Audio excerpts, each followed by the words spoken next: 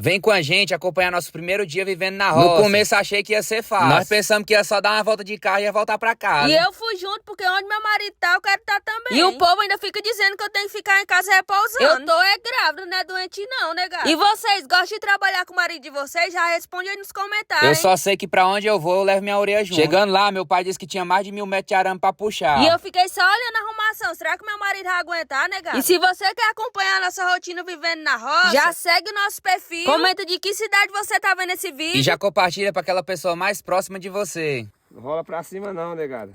Curte aí, viu? Pra ver se a gente sai dessa peleja. Você que tá na foiu, é? Passar na sua foiu aí, não deixa pular não. Deixa o homem que ele é entendido, viu? Tirar aí meu filho e minha nora dessa peleja aí. E esse foi um vídeo de roça do casal que adora fazer conteúdo pra vocês. Valeu! Tchau!